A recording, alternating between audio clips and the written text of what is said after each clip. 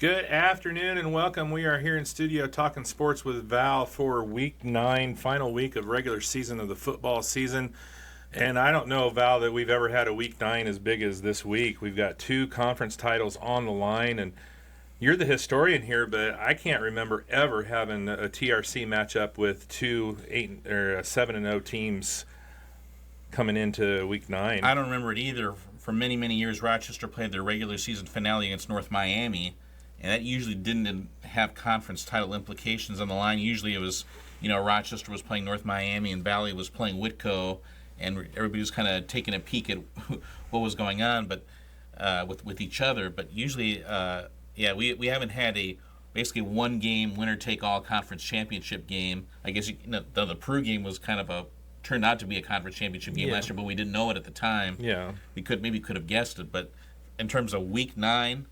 I don't think we've ever had a week 9 quite like this. Yeah, and I know there's been a couple times, Valley and Southwood, a few years ago, but not ever an instance where both teams were conference unbeaten. Yeah. So, this is a big one, and then, of course, the HNAC is on the line over at Royal Center as well. North Judson trying to claim that one all for themselves. Yeah, boy, were they impressive last week against Caston.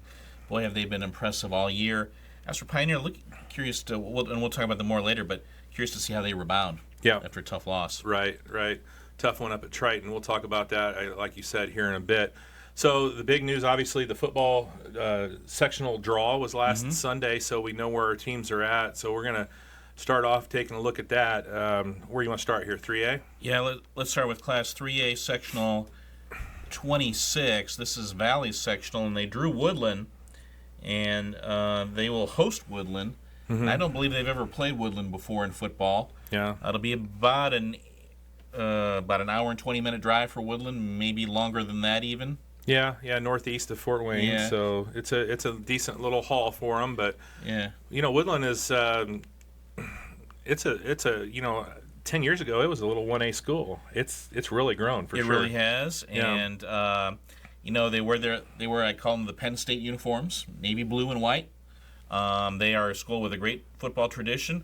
Goes back to a guy named Leland Etzler, he was basically the founder of Woodland football and built that program up to a certain extent. And of course, the other person that is often associated with Woodland football is Terry Hepner, the late IU head coach, who kind of grew up in Leland Etzler's. Leland Etzler was his mentor, and then he wound up coaching Ben Roethlisberger in college at Miami of Ohio, and then came over and coached IU before he tragically passed away due to a brain tumor. But Woodland is a program with a really good tradition, but they just haven't been great lately. They haven't won a sectional game since 2017, and they got off to a 1-3 start this year, and so it didn't seem like they were going. It seemed like this was kind of the rut that they had been in. But all of a sudden, they have won 4 games in a row. They're 5-3 now.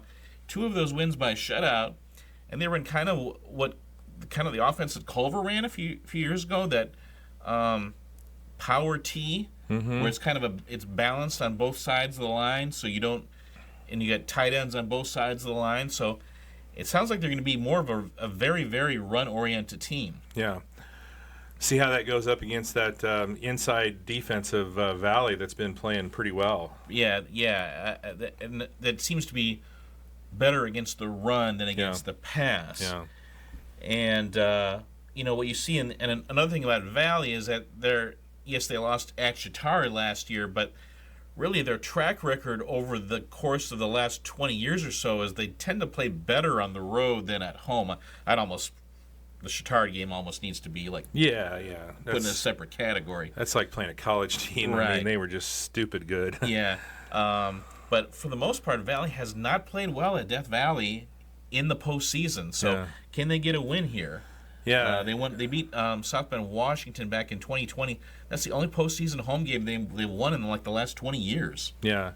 And if they get by them, looking at that other game in the top half of the bracket, Lakeland and Garrett, both those teams are having decent seasons. Oh, the Railroaders are having a great year. Garrett is undefeated. They beat Lakeland earlier this year. They're 8-0. And they are playing some really good defense. I'll be curious to see. They've really controlled their conference. So again, I guess the good news is that if it comes down to Garrett and Valley, it would be at Valley. Right. And then, down in the bottom half of the bracket, obviously West Noble having a really good year as well. They're ranked number 10. Yeah. Their only loss was to Garrett. Yeah. And they traveled to Angola. Andy Thomas's team playing a little bit better of late, but West Noble beat Garrett 35. West Noble beat Angola 35-10 when they played earlier this year. So you'd have to say West Noble's the favorite, even though they have to travel to Angola. Yeah.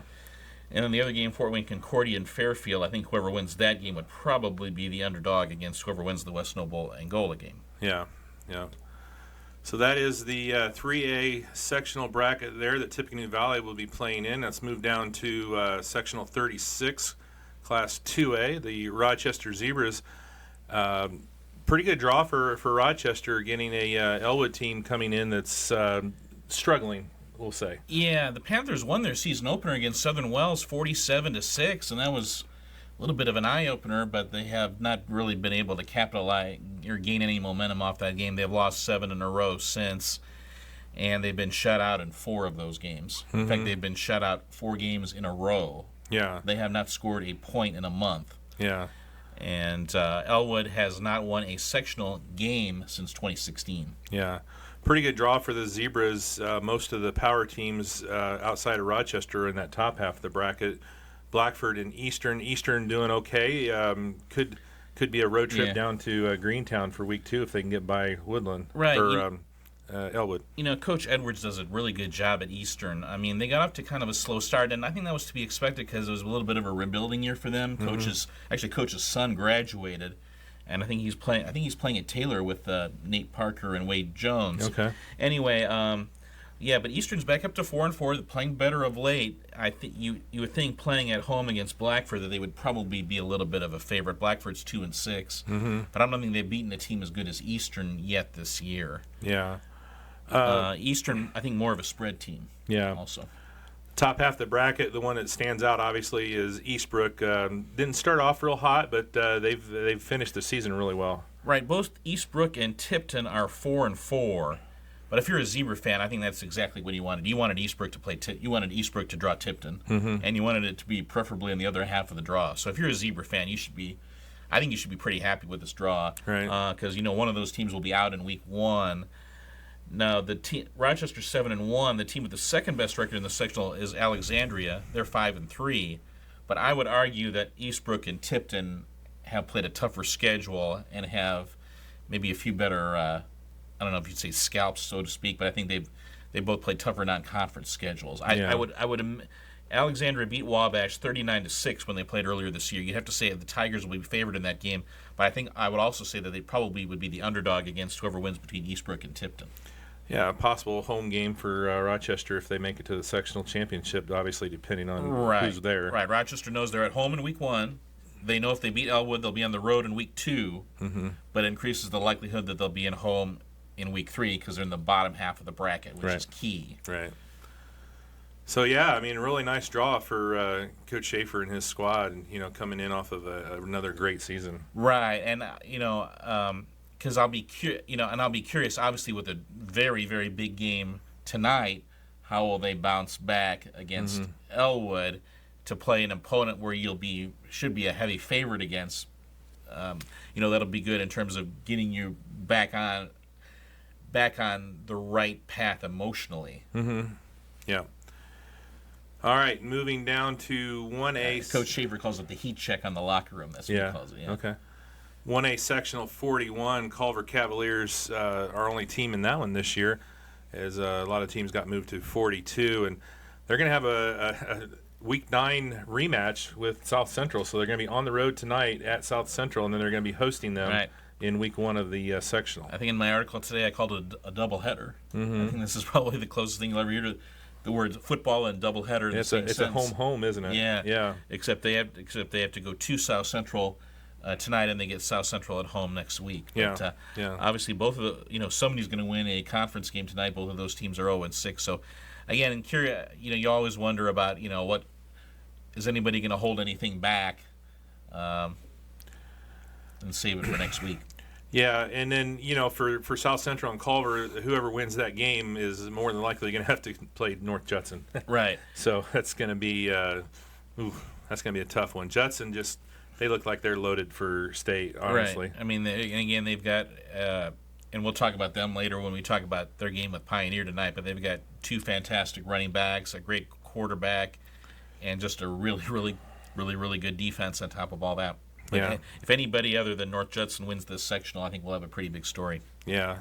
Bottom half of that bracket, you got LaVille down there. Looks like they have a pretty good shot of being the team that comes out and probably ends up facing Judson in the championship. Right. I think people are looking at West Central. They're 5-3, and LaVille is 3-5, and wondering if that can be a competitive game. I think the Lancers are going to be favored, especially at home, especially given the competition Strength they of played schedule in the INSC. Yeah, a lot different than the Midwest there. So Yeah, so I would guess a Judson LaVille sectional final wouldn't be surprising. Yeah, would not be surprising. All right, let's look at our final 1A sectional 42 that has 3 of our squads in it, and 2 of them are going to be facing off in week 1 with Caston hosting Pioneer in a conference rematch that the Panthers dominated. Yeah, and I'll be curious to see what kind of defensive adjustments Caston makes for this rematch, because obviously they had all kinds of trouble stopping Noah Van Meter and Micah Rands in that Pioneer running game in that first meeting. Pioneer won 63-6, and I think we all know the history of this rivalry. Caston has not beaten Pioneer since 1996. Yeah, that second game in that top half, or the first game in the bottom game in the top half of that bracket is just going to be a monster. That jumped right out when I saw Carroll at Frontier. Carroll's undefeated and ranked number 3. Frontier ranked I think they're up to number 8 this week. Yeah, undefeated as well. Who would have seen that coming? The Falcons, what a year they have had. Jack Barron was named Coach of the Week this past week. Yeah. What a program. I mean, it was kind of a group of veteran kids who just kind of needed, I think, a push in the right direction. Yeah, they've got it. They're playing well. They're averaging 48 points a game, but they're taking on a Carroll defense that is, I mean, they play some tough defense at Carroll. Yeah. So that is really going to be an interesting matchup. And Frontier gets them in Chalmers, so that'll be. If Pioneer wins, they would host Frontier and go to Carroll, correct? Yes. Yeah. If Caston wins, they would travel to either one of the winners at the bottom, right? They would have a road game. Yes. So. Yes. Down at the bottom half of that bracket there, Winamac, I mean, they're putting some things together. They're playing pretty good ball right now, and they got a pretty favorable draw down there in that bottom half. I would say so. I mean, with Pioneer, Carroll, and Frontier all in the other half of the draw, I think Right. you'd have to be pretty happy. Now, having said that, this is one of the better Taylor teams they've had in a while. They're 4-4. Yeah. I think they've not had many 500 records at Taylor over the years.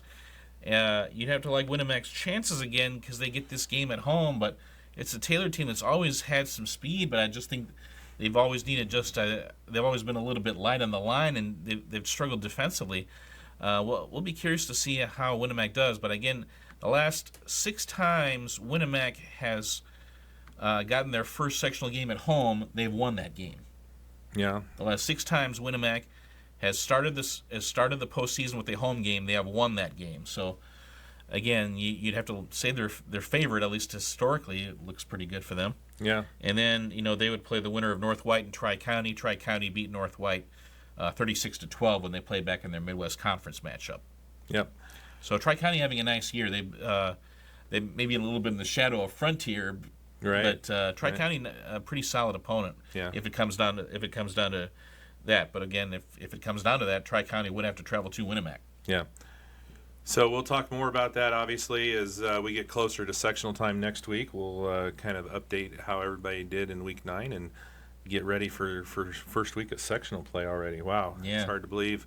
Girls basketball practice starts on Monday. As does girls wrestling practice. Yeah. And we also know what the situation is with the Rochester boys wrestling team. We now know that Tristan Wilson is expected to be named the head coach Okay. at a school board meeting on Monday. Okay. And basically it'll be most of the coaching staff last year back. Bryce Roberts, I believe, will be called the associate head coach or head assistant coach. And then Dave McBeck is Abram Ferrara are all going to be back as well. Okay. So it's going to be a pretty familiar crew. Obviously, I think we know who will be missing, who won't be back, but I think it'll be a pretty familiar coaching group. Okay. Yeah, girls wrestling and girls basketball both start on Monday. Both start on Monday, Wow. yes. Yep. Hard to believe we are there already, but it's time's rolling by. Yeah, and by the way, I wanted to give a shout-out to Isaac Schaefer. He will be the new girls basketball assistant coach on Joel Burris' staff. Oh, okay. He is replacing Nate Basham. Whereas Nate now the assistant principal of the middle school, so Right. he's given up his coaching duties. Of course, Isaac also replaced Nate as the defensive coordinator in football. Okay. And so he's also replacing Nate on the girls basketball Follow staff him as through well. in basketball as well. Right, and Okay. Jacob Nye will be back as well on that staff. Okay. Well, we're going to take a quick commercial break and come back and talk some more sports with Val here in just a moment. Criskin's Pools and Spas is your local contractor for all your pool and hot tub installation needs. With a wide selection to choose from, Criskin's is sure to hook you up with exactly what you need, no matter what your budget is. To learn more about our services, find us on Facebook at Criskin's Pools and Spas, call 574-857-3100, or stop on by at 7448 Liberty Avenue in Fulton to see how Criskin's can help you.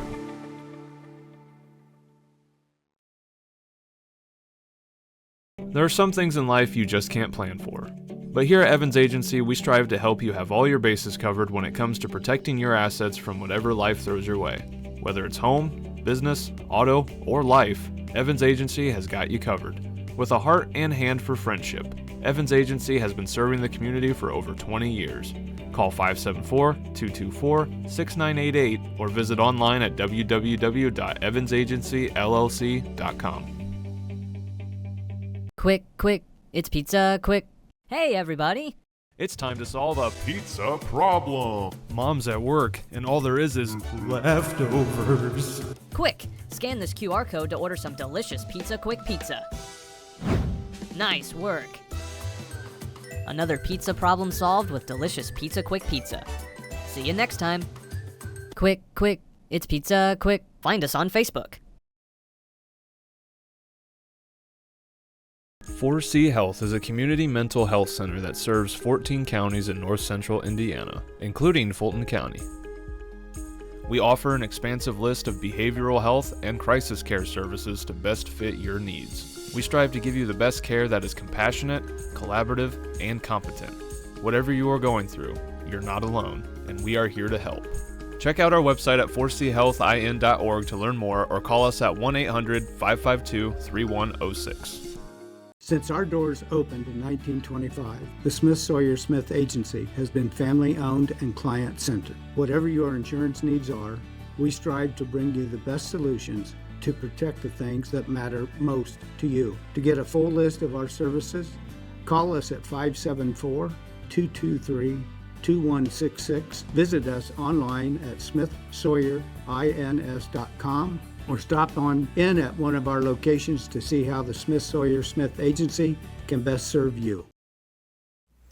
Welcome back here talking sports with Val, the Rochester Zebras. Val, at home for the final time in the regular season last Friday night, taking on the Southwood Knights. Southwood struggling this year, coming in winless on the season, but Rochester dealing with some illness and some other things. It was a pretty good battle for the Zebras all night. Yeah, I was talking with Gary Andrews of Wabash County Sports, he was not at this game, but he's seen Southwood play a few times, and I talked about, Southwood, they seem really small on the offensive and defensive lines. He said, yeah, that's because all their big guys are in crutches. I mean, they have been really banged up with the injuries. Rochester, again, they have a habit of scoring in their first possession. This game was no different. That was an 11-yard touchdown run by Brant Beck. Have they scored first possession every game? Not every game. They fumbled the first possession at Manchester, as I recall. Okay. But I think that's the only time they haven't. I threw that one in there. That was almost a spectacular catch there by Drew Bowers, and 8-0 at the end of the first quarter. Yeah. Now this was a little bit controversial. It is a 1-yard touchdown run for Cale Schatz. It looked like the ball popped out, but I think they said he had possession of the ball when he crossed the goal line. Mm-hmm. They would tack on a 2-point conversion run by Trenton Meadows, and they led 16-0. Rochester was 4 for 4 on fourth down conversions in the first half, and Tyler Wally actually had a couple of the fourth down conversions. Tyler doing a nice job in this game. I think Right. Again, this is the last play of the half. They ran a Hail Mary, incomplete, and Rochester led 16-0 at halftime. But Southwood was competing on the defensive end again. yeah, Even though they were giving up a lot of size on the line with their injuries. And then that is that backside trap, and Cale Schatz is gone. He shows off his speed again, 58 yards for a touchdown. How good has Cale Schatz been this year? Yeah, another 100-yard game. I mean, wow. 2 in a row. 2-point conversion failed, but Rochester was up 22-0. I think you told me about him last year at the end of the year. You said, watch out for Cale Schatz. Yeah. You were right. Yeah. Boy, he is something. Again, I really liked Griffin Chambers. I mean, he kept battling out there. This was a really impressive play, throwing across his body and getting a first down on a 4th and 2 play. Yeah. I think 2 times on that drive they went for 4th down and threw the ball. Watch this play, 4th and goal. The Zebras blitz. They never blitz, but Brant Beck blitzes and he gets to Chambers and sacks him for an 11-yard loss. Zebras take over on downs. Coach Schaefer said that they had been kind of practicing that, waiting for the spot to use it, so they were 22-0 after 3 quarters. Big sack there for Clark and a little cramp at the end. Yeah. Clark and Heisey, the 2 defensive ends, were both terrific in this game. Both had been suffering from pneumonia. Yeah. And both... And Cale Schatz even came in and played a little in there for Heisey a few times when he needed a blow. And then 2nd and goal, and that is another touchdown run. That was Schatz again, his 3rd touchdown run of the game. Davis Rini would kick a PAT on senior night to make it 29-0. Southwood did get it inside the 5-yard line, but a snap, they had to go to a backup quarterback, Shellhammer. And the snap went over his head, and this is actually the last play of the game. This was actually Southwood's only turnover of the game. Yeah, and you and Randy were picking on him, too. He was listed at 5'7". We were skeptical. Yeah. He was 5'7". Right. He had to be standing on his tippy toes. Yeah. But that completes the shutout. Rochester wins 29-0, and that's 3 shutouts this year for the Zebras. Yeah. And that cut their defensive scoring average down to 8.6. Which, if they can maintain that, and obviously they're going to be tested big. They're going to be tested big time tonight. But that would be the Rochester's best defensive scoring average since 2002. Yeah, 22 years. Yeah, let's talk about tonight as they go down to Mechanical. We talked about that. Both teams unbeaten in conference play, so the winner wins the conference. Boy, Mechanical, that air raid offense. I mean, that's going to test that secondary of Rochester. They put up 70. How many did they put up against Wabash? They beat Wabash 77-0. 77. Wow. They averaged. This is unbelievable. They averaged 18 yards per offensive snap in that game. Yeah. They only had like 35 offensive snaps, and they scored 77 points. Yeah. Aiden Robbins, and again, I think a lot of people might be familiar with Fuddy Kyle and AJ Kelly. They're both seniors. Yeah. But I would argue that, and Coach Schaefer is very respectful. They're going to be the go-to guys. Yeah. But you look at the nucleus of this team; they're sophomores. Yeah. They are set up for a run in 2025 and 2026. Even after this year, Aiden Robinson, the quarterback, is just a sophomore. Mm-hmm. He threw 7 touchdown passes against Wabash last week. Wow.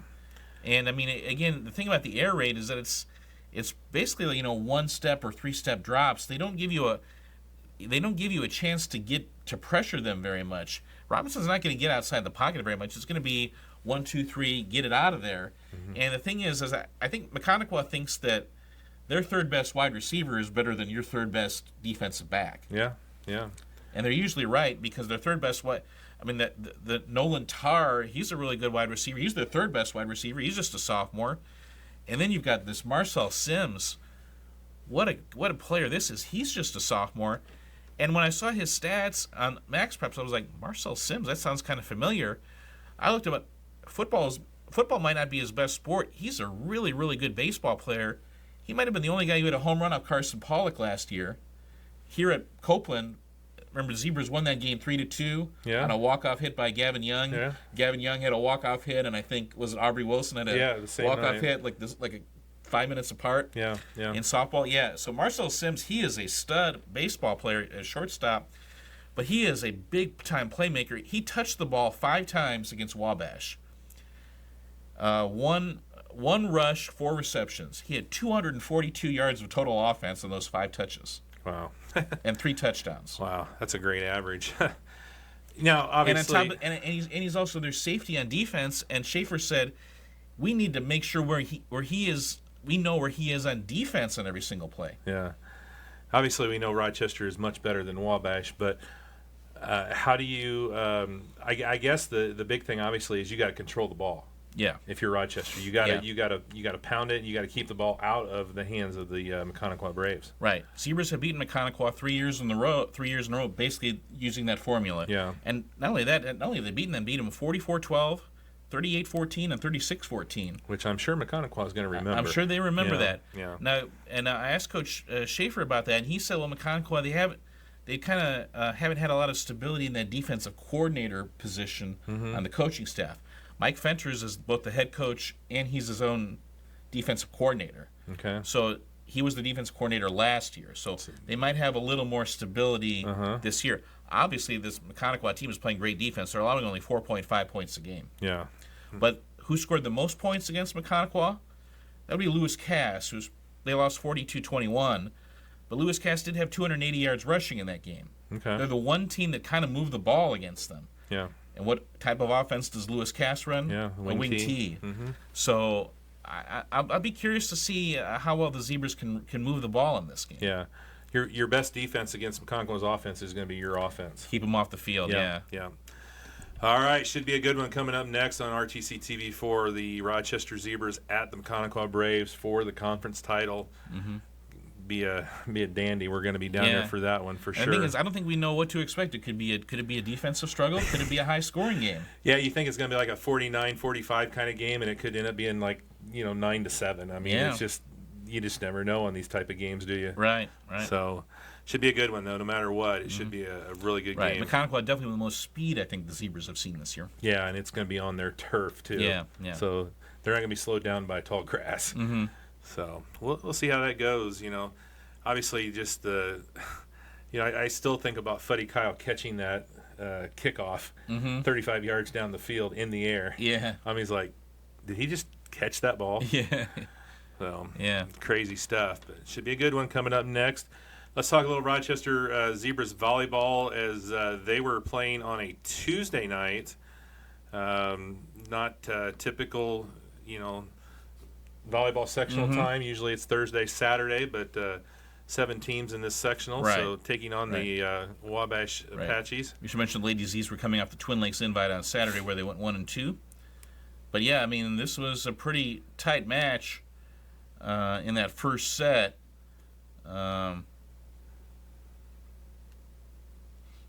Braylon Hunter was definitely was a big part of the offense in this, and Dara Strasser was getting involved offensively as well.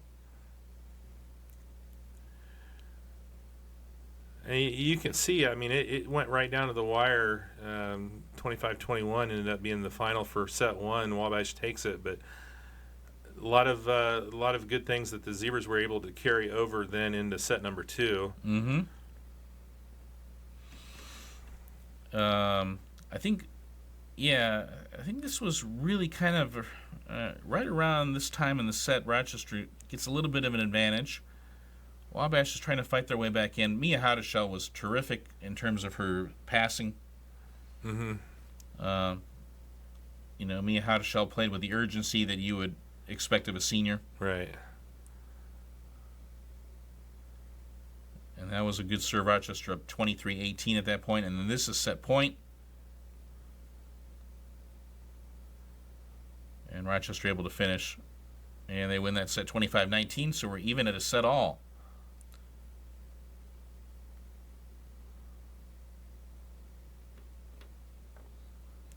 Third set, Wabash gets off to a good start. Again, I think they were up 9-4 at one point, but the Lady Zebras kind of fought their way back in it. And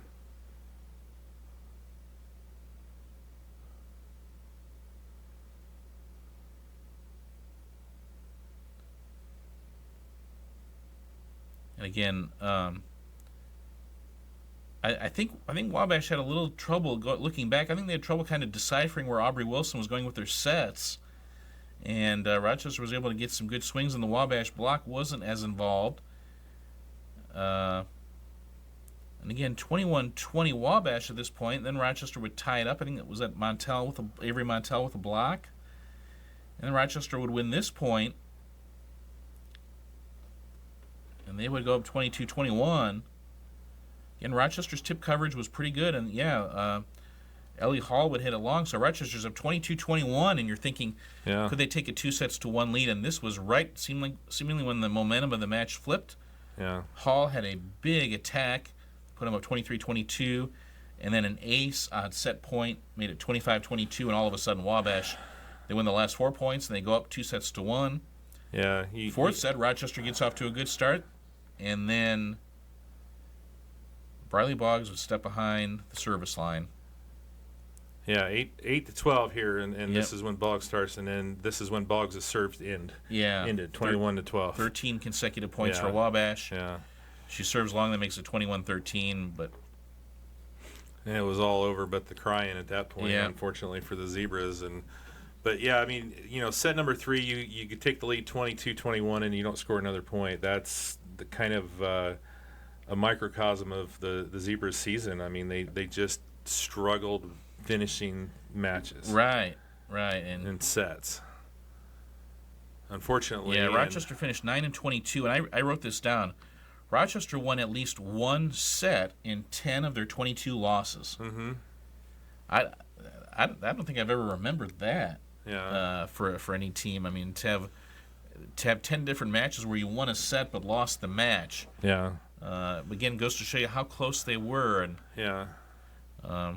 close, just not able to get over the hump. Yeah. It just, kind of wraps up the entire season. I mean, you're so close to taking that 2-1 lead, and then at that point you have the major advantage, right? Yeah. And that third set is huge when you're 1-1. And unfortunately, the Lady Z's season comes to a close there. Wabash will take on Southwood on Saturday. That's good luck, right? Yeah. Meanwhile, we missed a heck of a match on Thursday night. Manchester beat Eastern in 5, won 15-13 in the 5th set. Yeah. So it'll be Manchester and Oak Hill in the second semifinal. Oak Hill got by Lewis Cass last night. Yeah, so it should set up a pretty good championship game, whether it's Manchester or Oak Hill, probably against Southwood. Yeah. So. But a salute to Audrey Bollinger and Riley Clevenger and Mia Haudeshell and Dara Strasser. Yep. They're going to be missed on the volleyball squad. We'll see most of them coming up here in a few weeks. Yeah. All right, we'll take another break, come back, talk some more sports with Val. Are you in need of branded apparel, promotional products, custom signs, graphic design for your business, church, or organization? The Winning Edge can provide a dedicated service rep to ensure you have custom products when you need them. Need a way to provide custom items to your employees or customers? The Winning Edge can set up a customized Edge store that features branded products tailored to your business, school, church, or charitable cause with no additional charge. With a wide variety of customizable apparel, promotional items, office accessories, and custom tumblers, the Winning Edge is sure to provide the results you need for success. Find your edge by calling 574-223-6090, going to thewinningedgeathletics.com, and follow us on Facebook, X, Instagram, and LinkedIn.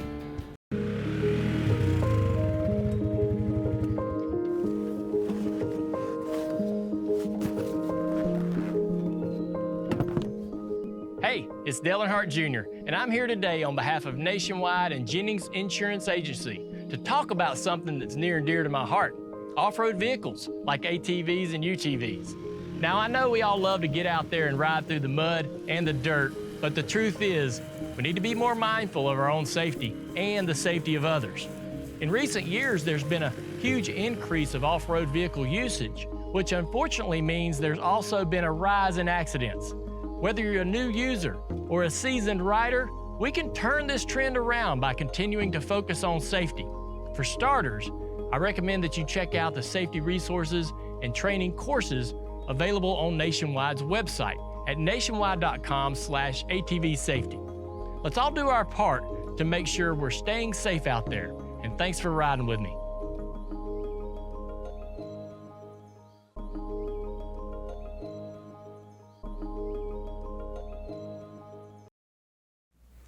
Welcome back here talking sports with Val on week 9 Friday afternoon, and cross country sectionals tomorrow, Val. Yeah. So we're winding all the fall sports down, aren't we? Right. So they'll start at 10:30 at Manchester and Logansport. They will start at 11:30 at Rensselaer.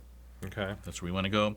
But as for Rochester, we'll see. They've got the two boys with Reese Johnson and Leandro Javier. Reese ran 18:24 at last year's sectional. His PR is around like 18 or 18:01. So we'll see. I think if he runs under 18:30, he should have a very good chance of advancing as an individual. We'll see about Leandro. I think his PR is in the around 19:30.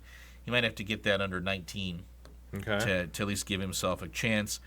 Allison Calloway, we're expecting her to be the Rochester front runner. She ran 21:55 at last year's sectional at Manchester. She ran 20:57 at the conference meet 2 weeks ago there. So, again, Allison's a lot faster than she was a year ago. She's put in the work. I don't think she should have too much trouble advancing as an individual. Mm-hmm.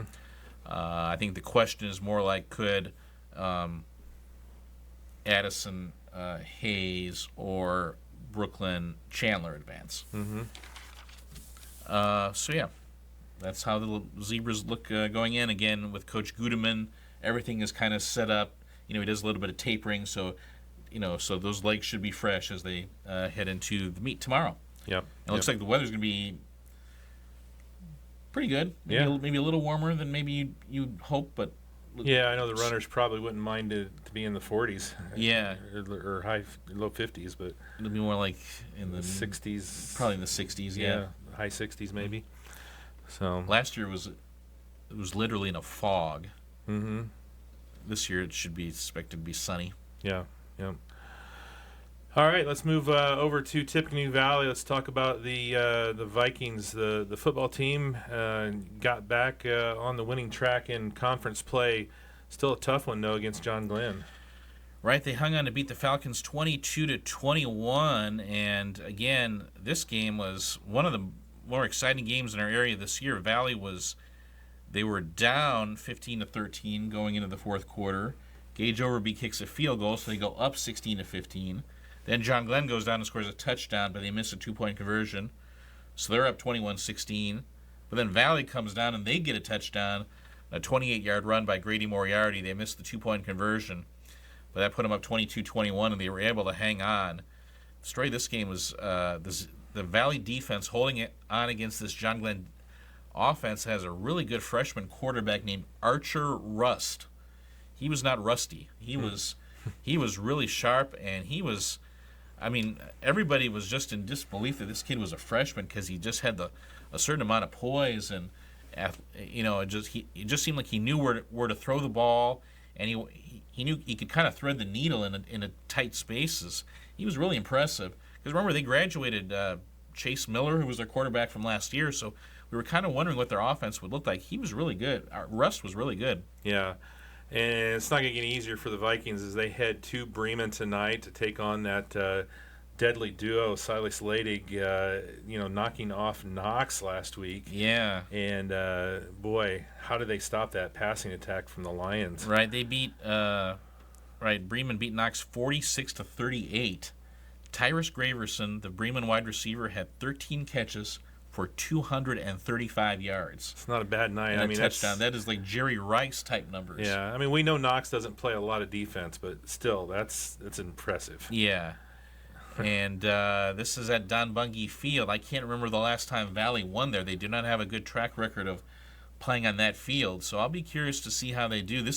This one has close game written all over it. Mm-hmm. Whoever wins this game will finish in third place in the conference. We already know that Knox and Jimtown have tied for the conference title. They both went 4-1. Yeah. So Bremen beating Knox, they celebrated that in Jimtown. Yeah. Jimtown beat LaVille last week to get that tie. First time that anybody in Jimtown was rooting for Bremen. Yeah. That doesn't happen very often. Yeah. But it was a huge upset there, and they're going to look to finish strong. Yeah. The Lions. I talked with Steve Moriarty after the game. He really praised Hunter Stage. He's really made some some advancements as a passer. He had 94 yards passing. Okay. I don't think you're going to call this a big time. The ball's not going to be in the air that much, but Hunter's really he's kind of made the most of his opportunities in that game. Again, it's not going to be a big time air attack, but Hunter's made quite the progress. And then they also got Wes Parker back. He had an 80-yard touchdown run, 111 yards rushing. And how about Owen Omandi with a kickoff return for a touchdown? Yeah. Omandi's a weapon that they need to utilize Right. any way they can. Right, and after giving up a kick return for a touchdown against Western to go and get a kick return for a touchdown, I think that's a sign that special teams are improving. Yeah.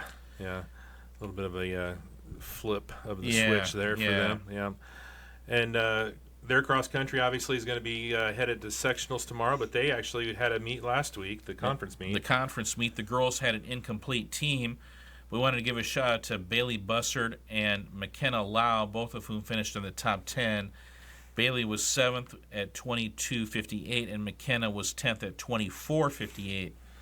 So they now head to the sectional at Manchester tomorrow. Again, Bailey made it to regional last year, so she's the front runner now that Queen Chesney has moved on. So, but again, Bailey's running a lot of big meets in her career, and I'll be curious to see how she does.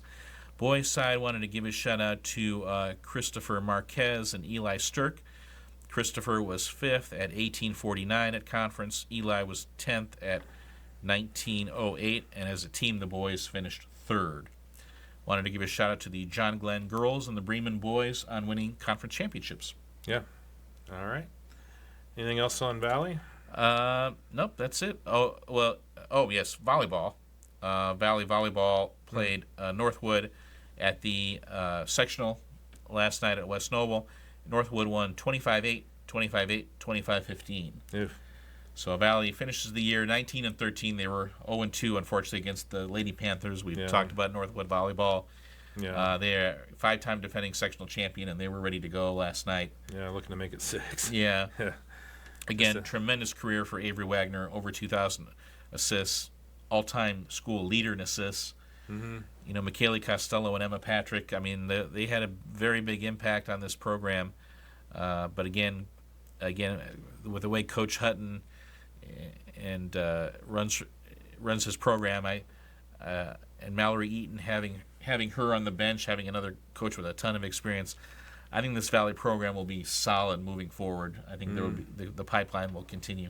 Yeah, and they had a great season, obviously undefeated, winning the conference as well. So Yeah. yeah, To go 10-0, that's something. Yeah. Again, Valley had never won a conference championship in volleyball before. yeah, and they do it in the first year of the new conference, and they run the table. Yeah. So Those will be two good matches tomorrow. If you go to West Noble, you got West Noble and Columbia City in the first match, and then Northwood and Fairfield in match 2. Those will be two good ones. yeah. And then I think 6 o'clock for the sectional final. All right, we're going to take another quick break. We'll come back and we'll talk some more sports with Val here in just a moment. 4C Health is a community mental health center that serves 14 counties in north central Indiana, including Fulton County. We offer an expansive list of behavioral health and crisis care services to best fit your needs. We strive to give you the best care that is compassionate, collaborative, and competent. Whatever you are going through, you're not alone, and we are here to help. Check out our website at 4chhealthin.org to learn more, or call us at 1-800-552-3106. Mike's Trash is your local provider for a variety of trash removal and dumpster services to Rochester and the surrounding areas. From residential to commercial, and even for seasonal lake residents, Mike's Trash's reliable staff can help you find the right fit for your trash removal needs. To find a list of our services, visit us online at www.mikestrashllc.com, in store at 824 Main Street, Rochester, or call 574-223-6429. We started looking at California, Nevada, Oregon, Colorado, and we simply could not find anything that was affordable that had a campus like this. We think of it as we're giving up our community, our home, and you're not. I always wanted to come here after retirement, and now I have my twin and his wife and my cousins around me, and it's just wonderful.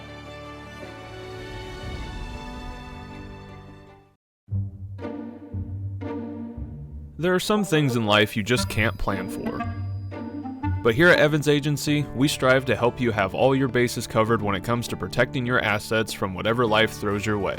Whether it's home, business, auto, or life, Evans Agency has got you covered. With a heart and hand for friendship, Evans Agency has been serving the community for 20 years. Call 574-224-6988 or visit online at www.evansagencyllc.com. Welcome back here, talking sports with Val on a Week 9 Friday afternoon, and casting comments on the road last Friday. Val, it's always tough when you go on the road in the conference, but to go to Liberty Field and take on the Blue Jays, that's just a whole nother level of tough. Yeah, and they were down 55-0 at halftime, wound up losing 69-3. Do want to give a shout out to Ashton Boyer.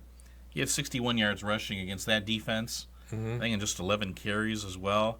That's a really good game, and I think he's just a sophomore. I mean, in this team is, you still realize how young they are, and again, I still think they're going to they've learned their lessons. It's just such a tough conference. Yeah. Caston's never beaten North Judson in football, not ever. Never have. Yeah. So they're now 2-6 overall, 2-4 in the conference, and they get Winnemac at home tonight. And be curious to see how the defense responds against the Winnemac offense that scored 50 points last week against South Central. Yeah. You know, you can't. Obviously, South Central's struggling, so it's hard to say. But Winnemac has been playing better. Mm-hmm. I mean, very young team, and are they still playing? Is Schooler still the quarterback? No, Xavier Adriano's back. He's back. So, okay, so that again, helps. you've got a freshman quarterback who's maybe coming off his best game, but you also have to prioritize stopping that senior fullback in Addison Allen. Yeah. And this is a Caston team that struggled a bit at times defensively. So if they can control Allen, I think that will help out maybe with the rest of the Winnemac offense. Yeah. A little home cooking as they get to be back at the Comet Crater tonight, and then they're hosting Pioneer next week in Week 1 of the sectional. Right, so. right. The volleyball team at South Newton, you were there last night taking on Tri-County, and as advertised, Tri-County pretty impressive. Tri-County was very impressive. They won 25-7, 25-12, 25-7, so Caston finishes the year 8-24 overall. They went 2-6 in the Hoosier North. And the bad news, the kid who you really feel for last night was Shaylee Adon. Shaylee broke her foot in practice on Tuesday, 2 days before the sectional, and she's a senior. I mean, you don't want your senior year to end that way. Yeah. And again, she would have been some of the height on the front wall to try and handle Tri-County's height. Mm-hmm. And so that just, again, it would have been tough. Obviously, it's tough to beat Tri-County even with a healthy Shaylee Adon, but this made things really, really tough. I wanted to give a shout out to Brianna Lawrence, who played really well in that back row. I don't think we talked about her that much this season, but I thought she was really good. Ashlyn Bailey had a few nice hits. McKenna Middleton took a Sarah Zarcy hit her in the face with a ball. I hope McKenna's doing okay, but I hated her career having to end that way. It was just a rough night, but again, against a really good Tri-County team. But I talked with Gina Hurlmeyer afterwards, and I sense that she's pretty optimistic about the future of her program, about how young they are. But I mean, I think she said they had one club team when she took over. Now they've got 2, and she said they might even have 3. Yeah. So the feeder system is doing well. Yeah, and I've heard some good things from the junior high program, so they sound like they had a really good year. So yeah. And again, you see these. We talked about Grace Colvin. Now you're seeing a few more of these freshmen. The Zartman girl looks like a pretty good athlete. I mean, they're just really young and just. Zartman's at Caston, huh? Yeah, yeah. There's another generation of Zartmans coming up. I think Bailey Harrison's going to be she's a good young player. She's just a sophomore. First of all, you're playing a really, really good team, and then just you add on the usual freshman nerves on top of that for your first sectional, and it was just asking a lot. But I think this program is in a good direction, and I see that Gina Hurlmeyer wants to see this through. Given that how many young players they have, and given how much turnover they had from last year's team. Yeah. So, How about cross country? They're going to be heading down to sectional in Logansport. Right, and of course I get to interview Hannah Rogers on the spot here when she was here in this studio for a field trip earlier this week. So she's the front runner on the Caston girls team, and is an all-conference runner. And then Camila Hernandez Rios and Alexa Lau both earned all-conference recognition. So we'll see how they do. We'll see if they can advance on the boys' side. Top 3 runners: Kane, Finke, Reed, Summers, and Jack Brummett. Yeah. It was a fun field trip. Gage Thomas was also here as part of their class that was in here for.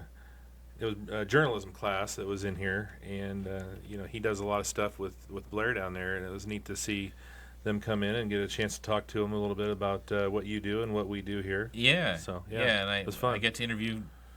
I kind of showed off my interviewing. Yeah. Kind of process right in front of.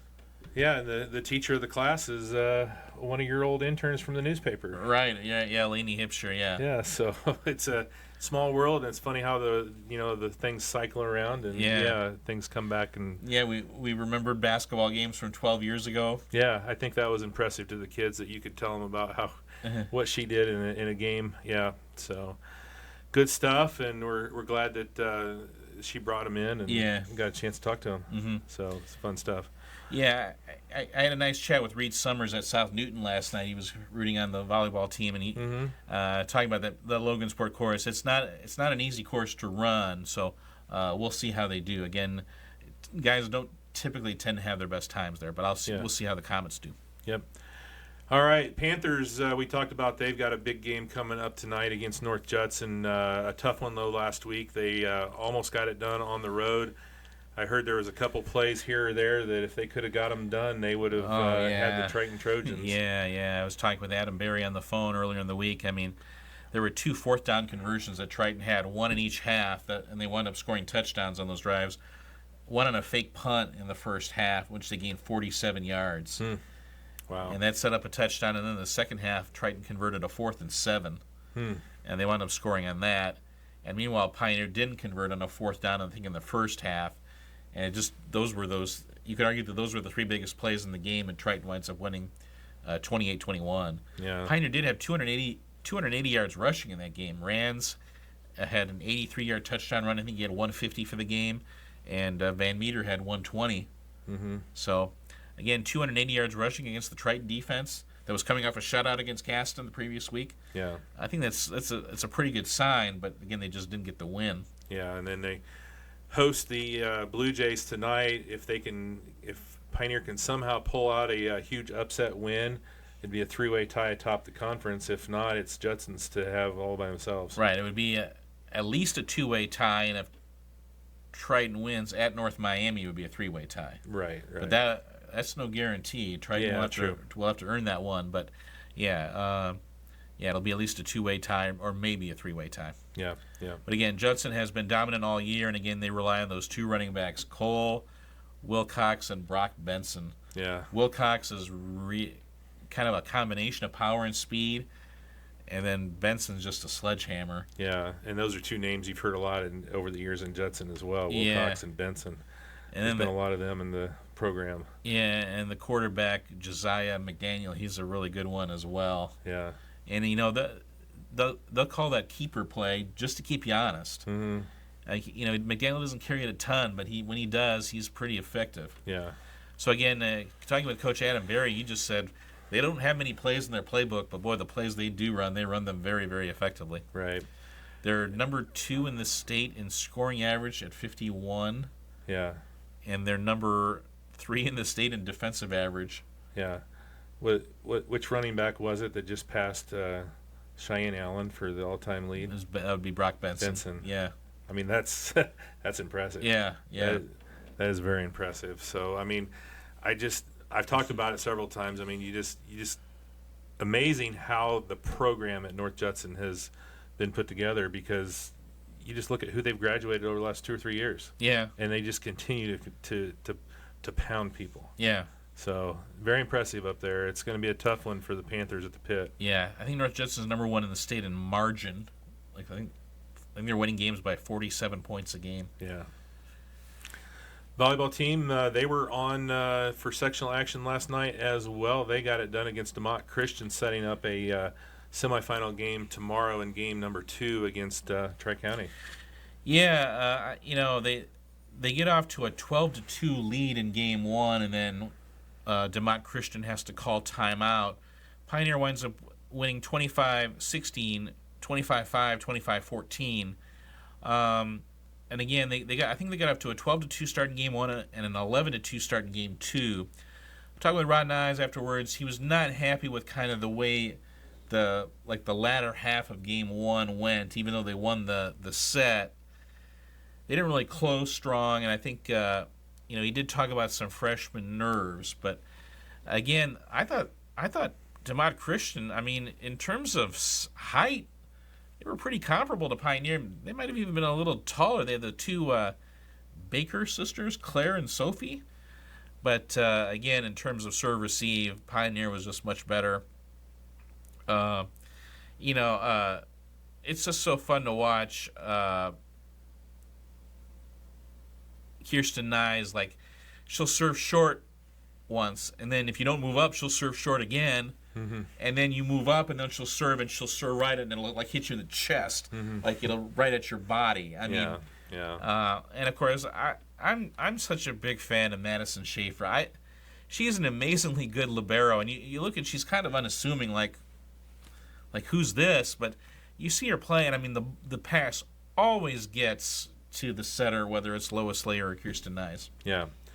Yeah, and to have two setters that have that ability is just, it's that much more of an advantage because you're not running all over the floor if you do get a bad pass. You're right. And Layla DeMond was just terrific again last night. I think she had 13 kills. Yeah, terrific young freshman. So going to have them tomorrow. McKenna and I are going to run over there and do that game, and if they win, we'll do the championship game as well. Pioneer against Tri-County is going to be interesting. I think you could say that Pioneers played the tougher schedule, but boy, Sarah Zarcy of Tri-County is she's just a beast. I mean, it's kind of, I guess, to make a baseball analogy out of it, she's like the pitcher who throws 100 miles an hour but can also hit the corners, I mean, she can dot the outside corner. I mean, she's just everything that everybody else gets is because you have to put so much attention on stopping Zarcy.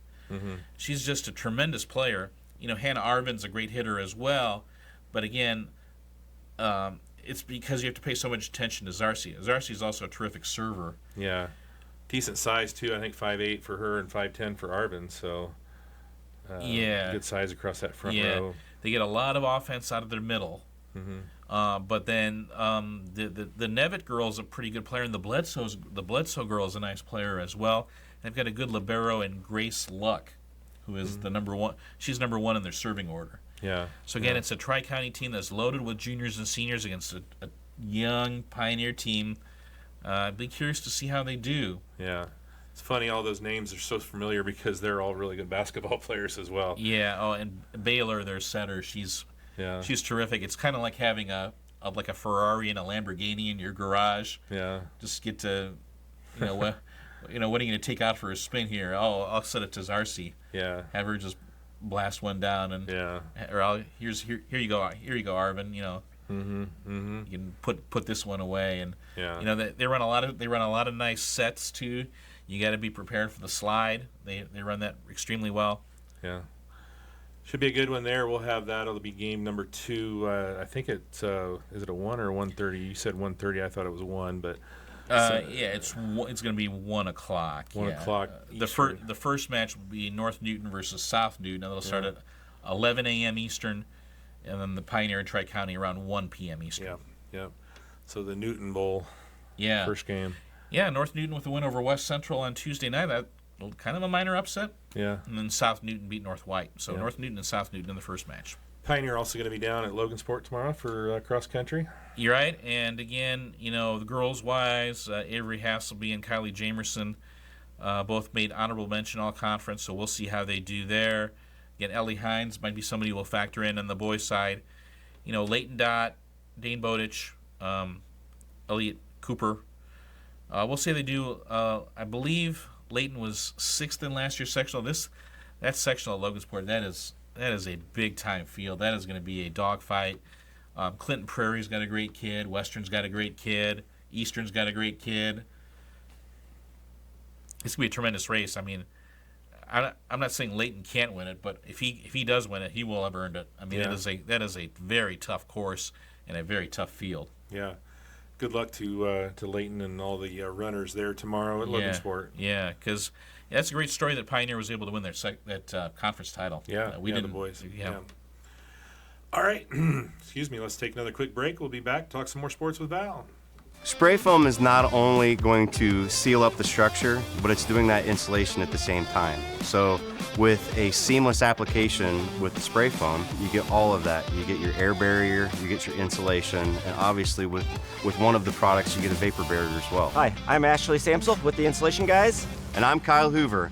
Let us be your solution to modern energy efficiency.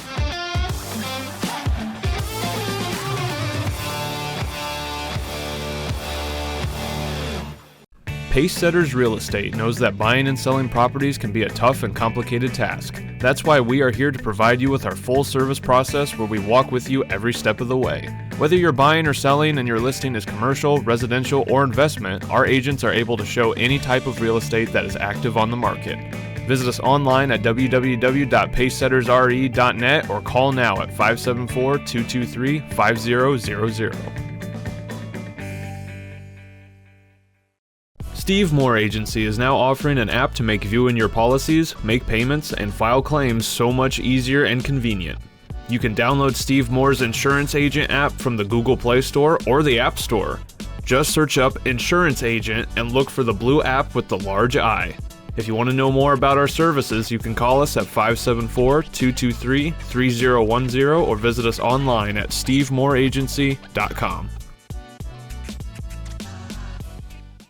Harley-Davidson of Kokomo is your destination for everything Harley. We carry a complete line of motorcycles, including the new 2024 models. We also offer a full parts department and a service department specializing in customizing, high performance, and routine maintenance.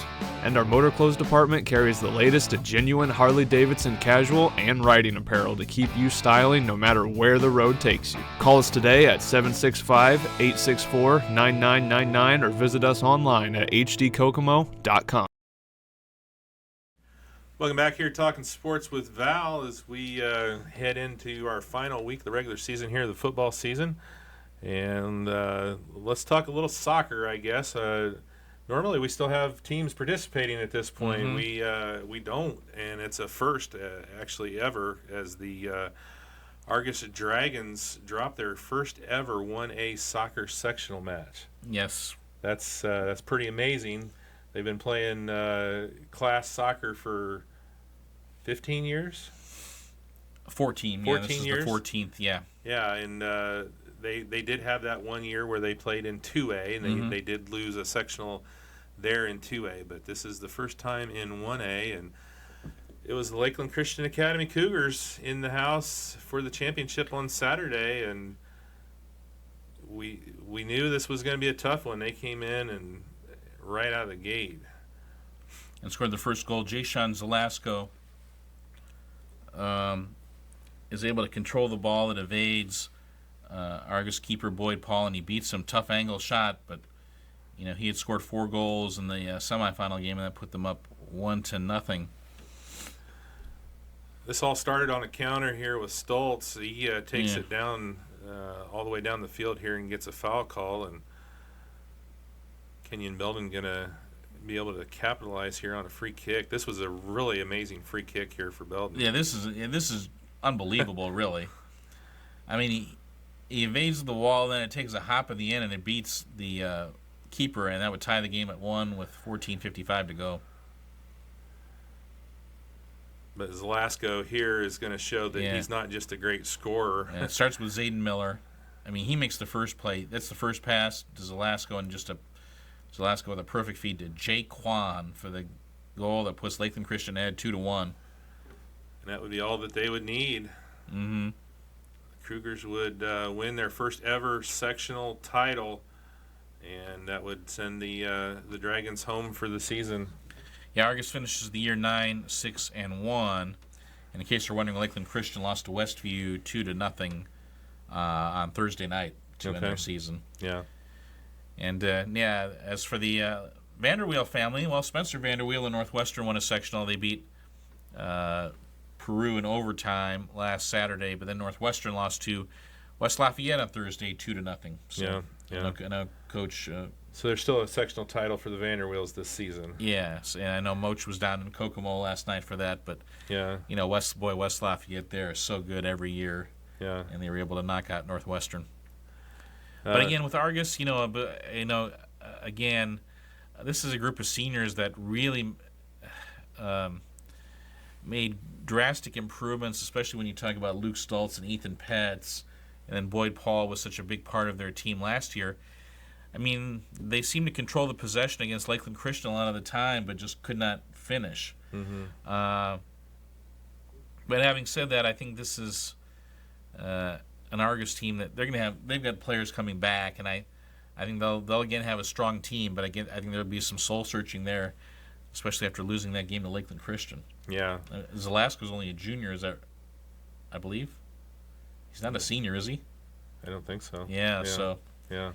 You'd have to think those two teams will be the teams to beat next year. Yeah. I don't think they're going to go anywhere. So. Yeah. Should be interesting there. The volleyball team over at Culver taking on the Cavaliers. That was a Tuesday night affair, and as kind of we expected, the Cavaliers easy run through that. This was a tough draw for Argus to face a Culver team that had on their home floor, and they wound up losing 25-9, 25-10, 25-7. Argus has not won a sectional match in volleyball since 2002. Mm-hmm. Which, here's a trivia question: Where was the sectional in 2002 when Argus won a sectional match? Oh, geez, I was shocked to find this out. 2002.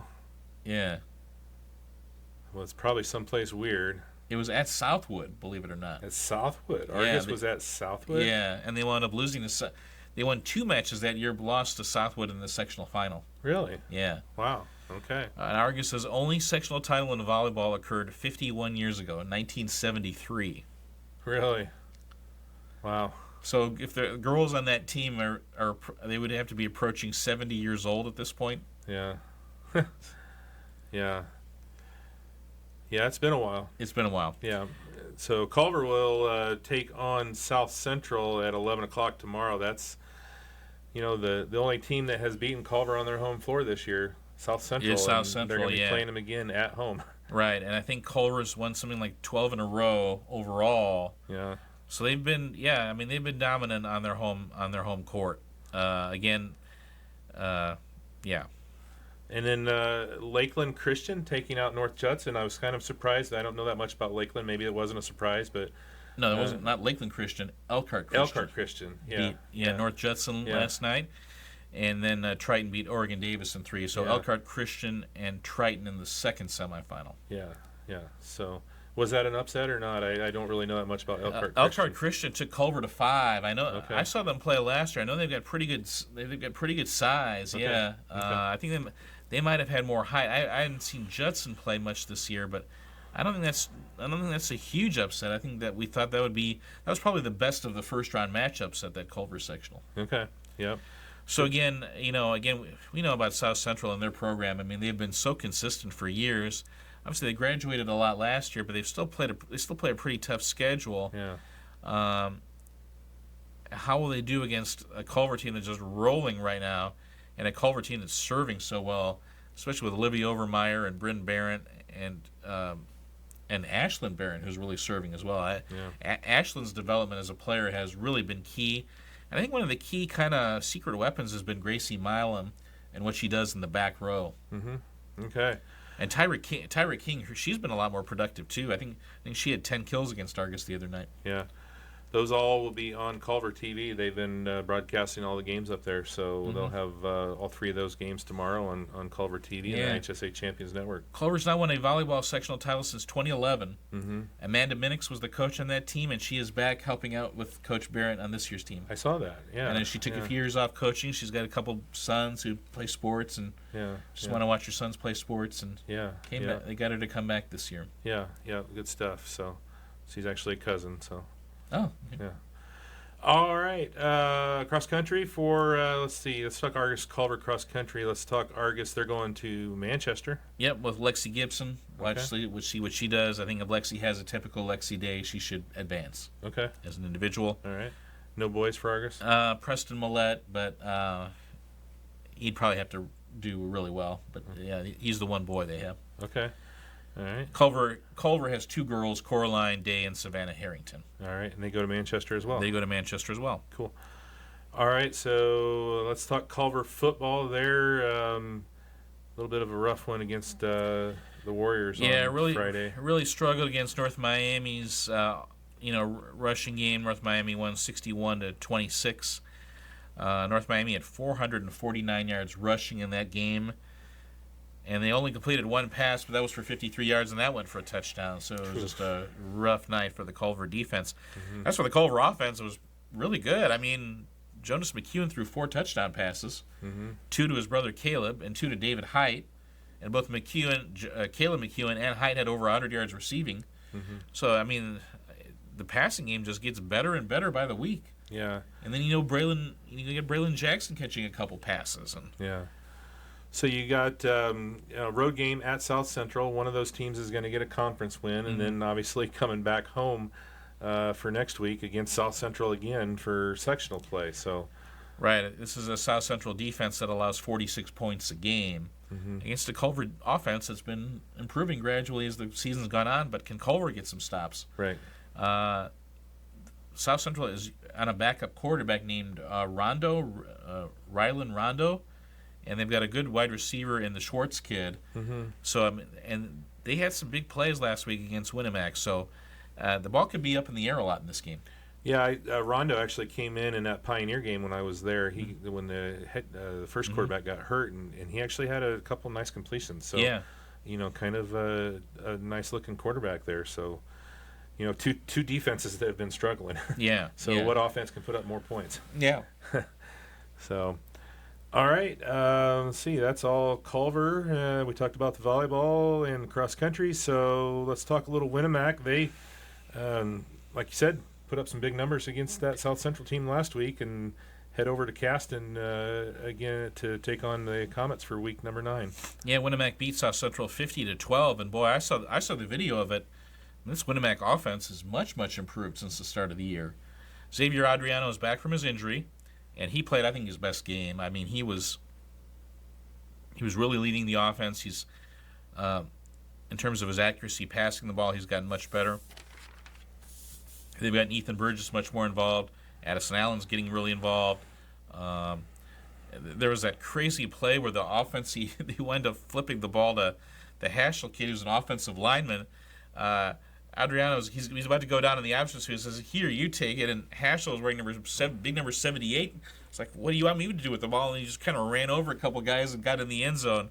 Just a crazy play. Not the way you would draw it up, I'm sure, if you're Coach Burgess. But yeah, I mean, it looks like Winnemac's added some elements of wing T to their offense. Oh, okay. And I think they just look a lot sharper. The blocking's a lot better on the offensive line. They really improved a lot, I think, since the start of the year. Again, it's the South Central defense that struggled, but definitely progress. Yeah. They can make your offense look good. Yeah, and now they go to Caston tonight. Again, how does Adriano do against a Caston defense that's been struggling a little bit? And can this Winnemac defense, again, they faced a passing-oriented team against South Central last week. Now they get more of a running-oriented team this week. But at the same time, you can't bite too hard on the play-action fake, or the two Mollenkoff brothers will get involved. Gavin will throw it over the top to his brother Logan. Yeah. So, again, Winnemac has not lost to Caston since 2012. Okay. So they've really dominated this rivalry. The last year's game was close, 28-22 at Rodebush. Now they got to go to Caston. Yeah. Should be a good one there. Blair and the crew will have that one for you on Caston TV on RTC4.com and ISHA's Champions Network. So let's take one more quick commercial break here, and we'll come back and wrap things up here in just a moment, talking sports with Val. When it comes to legal needs, you want to make sure that you have the best team in your corner. Here at Perkins & Adley LLP, we strive to provide you with the highest quality legal and professional service. Whatever your needs are, from estate planning and trust to appeals and guardianships, Perkins & Adley has the knowledge and experience to serve you now and in the future. See a full list of services online at perkinsadley.com.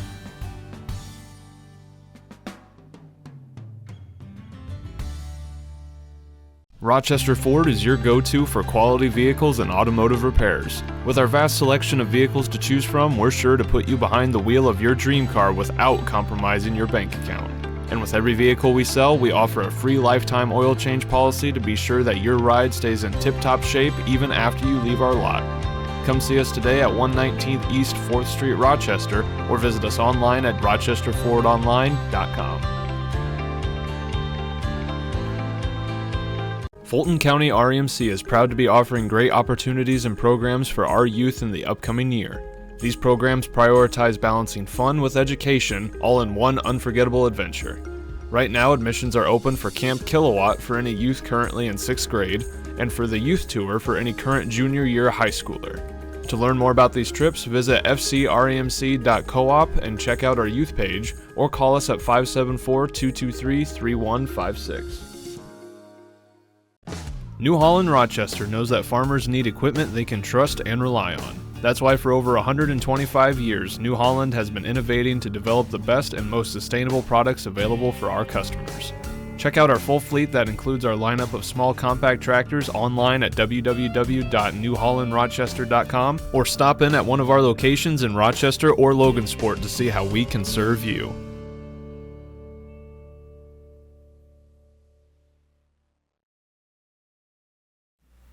Welcome back here, wrapping things up, talking sports with Val for a Friday, week 9 of the football season. And Winamac volleyball, we talked about this sectional kind of wide open, but we thought maybe Jimtown would have the upper hand as far as the overall, and they did get it done over the Warriors. Yeah, Jimtown able to win last night at Knox over Winamac, 25-18, 25-11, 25-8.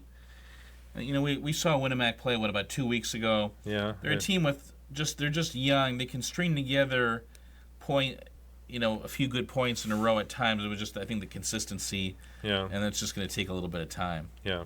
Yeah. So Winamac finishes the year 6-24. The two semifinals tomorrow at Knox. Bremen will play Knox in the first match, and then it'll be Jimtown and South Bend Career Academy in the second match. Yeah. So the computer rating system that the IndianaPrepVolleyball.com uses, they have Jimtown as the favorite to win that sectional. Probably, you'd think maybe Bremen and Jimtown in that championship. That's what I would guess. Yeah. So, cross country team, they'll be headed to Logansport tomorrow as well. Right, girls coming off their 5th consecutive conference championship. Now let's see how they do at the sectional. Again, with Hoover, Wegner, and Croft, they've got a really good front three. And then, Claire Goodman's a really solid number 4 on that team. Again, no Maggie Smith, and she's missed, but again, they still have just a lot of depth in that lineup. And of course, the Rensselaer sectional probably easier than their old sectional, which was at a Logansport. But you have to say that Winamac will be favored to get out on the girls' side and might even have a chance to win the sectional. Boys' side, again, the boys were second at conference. They missed Nathan Pierce-Chalsky. We think he might be back. If he's back, that'll give him a solid number 3 behind Logan Friedel and Dylan Guilford. And then their number 4, Cannon Hoover, he was all conference. So he's a nice-looking freshman. And so with those 4, you'd have to say the Winamac boys will have a great chance to get out of Rensselaer as well. So we talked about, obviously, the big matchups in our area, the North Judson Blue Jays at Pioneer for the HNAC championship, and then you've got Rochester and Maconaquah, both unbeaten in the TRC. There's some other big matchups around the state. A CIC conference championship game tonight with Mississinewa traveling to Madison Grant. Mississinewa ranked number 3 in Class 3A, and Madison Grant ranked number 4 in Class 1A. Mississinewa allowing, I think, 2 points a game defensively. Have they only had one game that they've allowed scoring? 2 now. 2 now? Okay. Yeah. And they've allowed 14 points all season. 14 points. In 8 games. Yeah. And so, yeah, like just under 2, yeah. Against a Madison Grant team that I think averages like 45. Mm-hmm. So that will be interesting. Class 5A, number 5, Plainfield will travel to Class 4A, number 2, Martinsville for a conference championship tonight. That should be a good one. And Class 5A, number 8, Castle will travel to Class 3A, number 1, Evansville Memorial tonight. Evansville Memorial is 8-0. Castle, always a solid program. So that's the big game if you're in Southwest Indiana tonight. Evansville Memorial, you see them a lot playing at Lucas Oil. Yeah. They're a good program down there. So yeah. And then of course, girls basketball, girls wrestling practice starts. I don't want to get too emotional, but I was just thinking, Maddie, my oldest daughter, started her first girls basketball practice was 2011, and so basically from 2011 until 2024. I've had 14 years in a row. There was a couple of years there when McKenna, after Macy graduated, she was in junior high, but last first day of basketball season for one of the Stricker girls. Yeah. So, as a dad that gets way too wrapped up in my kids' sports, that's just one of those things. But as for our area teams, again, where it's going to be a lot. Again, Rochester, a lot. The core of that team is back from last year, but boy. Valley, it's going to be a lot different looking, I think, and how Rebecca Parker's first Valley team will look like. And then Caston, of course, graduating what they did from a team that made it to semi-state last year. But I think, again, it's going to be an exciting team, though. I think it's going to be a fun, athletic team. They're just going to be so young. Yeah. It's going to be interesting, Culver, who's going to come out. There's been some talk that maybe some of those girls that didn't play last year might be back. You got, obviously, Grace Sieber graduating, But boy, Amaya Williams is one of the better front court players in our area. Yeah. And just a big time rebounder. Yeah. And then Pioneer, obviously with McKenna and Mia McKegg at guard. Yeah. And they're kind of the do everything players. I mean, they're also the top 2 rebounders on the team, even though they're guards. Yeah. Lois Layer looking strong last year at the end of the year. So. Right. And how will Coach McWhirter's system? He's maybe more of a motion offense type of coach. Yeah, and it's hopefully some stability. That's the biggest thing, obviously, that they didn't have last year with everything that happened right there at the beginning of the year. So, looking to see how that goes. Obviously, Argus, graduating Sam Redinger, that's going to be a big adjustment. New coach, same last name, new first name, right? Yeah, and Brian Jennings taking over as coach. But boy, with Morgan Barkus, Lydia Lead, and Ellie Bolenbacher, I mean, that's a pretty good kind of starting nucleus to start off with. But it's how will the pieces fit in with the others? Yeah. I think a lot of those freshman girls who are now freshman girls last year Scott Jennings had really kind of raved about. Now they'll be sophomores. Let's see how they blossom. Let's see if they blossom further under Brian Jennings. Yeah, and Leah Pizzuto, for example. Yeah, and I've heard there might be some girls that play that didn't play last year as well. So you never know. And Coach Stasiak, he's lost a couple of key girls, but he's got a big nucleus returning over there at Winamac. You're right, especially with, Cadence, Candace Croft and Marissa Iverson. You've got a point guard and a post player. I mean, that's how big did Iverson get? I mean, literally, but she really blossomed last year. She was so impressive. I mean, that you just saw that her post moves. Coach Stasiak does a great job of developing post players, and Marissa Iverson is just the latest example. Yeah. No Maggie Smith, no Piper Link, but they're going to have a good core coming back. Yeah, I mean, Sadie Popejoy, how many clutch shots did she hit last year? And she's just a year more experienced now. Yeah, so. Yeah, should be interesting. And of course, you talk about girls wrestling. They are now a IHSA sanctioned sport. Yeah. So they start practice on Monday as well. Rochester's obviously got the most experienced girls wrestling program. I don't know that. Does any of our other schools really have a separate girls program yet? I wouldn't say so. I know there are girls sprinkled throughout the area at Caston, at Culver. And I think maybe 1 or 2 at Valley, but I don't think, in terms of an actual team, I don't know. We had our first ever kind of a girls' dual meet last year when Rochester traveled to John Glenn. I'll be curious to see if there are any more of those this year. Yeah. So, some good stuff, and good luck to all the girls as they start their seasons. And even the Rochester girls, I talk about getting emotional with McKenna, but these Rochester girls, I did I videotaped a game of Rochester at Argus when McKenna was at Argus in 6th grade with Ella and Riley and all those kids playing against each other, and then I went back and I did the commentary on it. So I was coaching the Argus team, and then I commentated it. And I got that. I'm gonna break that out probably for senior night, but that Okay. that relationship with those girls goes back a while, and McKenna played with Ella and those girls on a travel team, and watching them grow up has been it's almost like they're my kids. So it's every year you got seniors to say goodbye to. This year's going to be really hard. Yeah. Really hard. And speaking of saying goodbyes. Yeah, we wanted to just give our condolences to the friends and family of Phil Carr.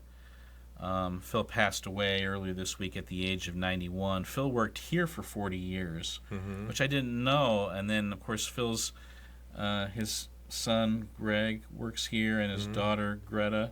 Yeah, she was a long-time employee here. Was a long-time employee is here as well, and Phil is one of the all-time great sports dads / grandpas, and I mean he was a big supporter of mine when I was first starting out. So Phil will definitely be missed. Yeah. Rest in peace. That's 91 though. That's a good run. That's a really good run. So. Yeah, and he coached a lot of his kids' teams when they're those youth teams, and yeah. Again, I just was always thankful for his encouraging words. Yep. All right. Well, I think we've covered everything. Hard to believe. I mean, we may be talking about the last of our volleyball programs, competing by next week. Who knows? We'll see if anybody gets out of the sectional. But yeah, it's amazing. We haven't even gotten a Super Saturday for sectionals, and the only two teams we have left are Culver and Pioneer. Yeah, it's pretty amazing, and plus the fact that all of our soccer teams are done. That's a new one for us as well. Normally Saturday of volleyball sectionals is kind of busy because we're trying to cover soccer and volleyball and all that. But so we've got the lineup for tonight. We'll be down at Mechaniqua taking it with the Rochester Zebras. That'll be on Channel 4. Caston Winnemac will be on RTC4 with Blair and his crew. Pioneer will be on RTC4 with the Pioneer crew. Culver will be at South Central. I don't think they have a broadcast over there for that one. And then what am I missing? Tippecanoe Valley will be at Bremen. That's going to be on Sports Michiana. Yeah. So yeah. Chuck and Angelo. Yeah. And the big kids will have that one.